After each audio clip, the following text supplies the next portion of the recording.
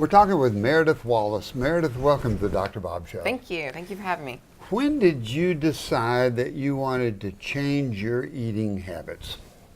When I was about 22 years old and realized I was about 30 pounds heavier than what I really wanted to be and wanted to change my lifestyle for that reason. So you've changed your eating habits. Have you lost that 30 pounds that you were overweight?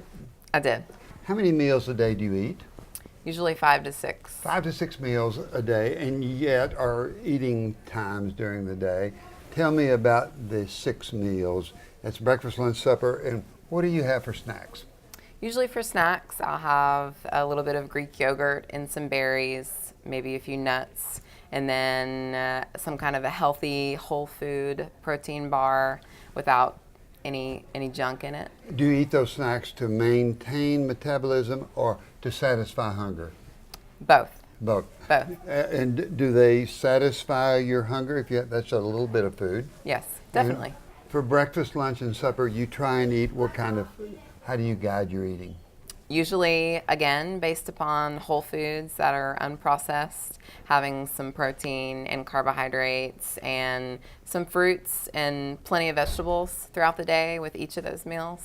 If you find yourself in a situation where there's going to be some bad foods, if you're eating out with people or where you just have to go to a fast food, how do you attack that? What do you allow yourself to do? You have to make the best choice possible in trying to find some kind of a vegetable, some kind of a whole food like a salad. Even if you have to get a grilled chicken sandwich, something like that, just take it off the bun, eat it with the salad, and then you've got a nice healthy meal without any junk, no added dressing or anything like that, because typically those aren't very good for you. When you sit down at breakfast, lunch, and supper, do you look at the volume of food that you're eating and make sure that you're not eating more than your body really wants and needs? Usually it's pre-portions, and I have control of that before I even sit down. So there's not a huge temptation to eat more than what's necessary. Your advice for people on how to eat properly? Try to stick to whole foods and make the best choice possible in whatever scenario that you're in, because it can't always happen, but you can always make the best choice. Meredith Wallace, you certainly look like you've made the great choices. Thank you for coming to the Dr. Bob Show. Thank and you. Thank you for helping us learn how to eat better and eat healthier.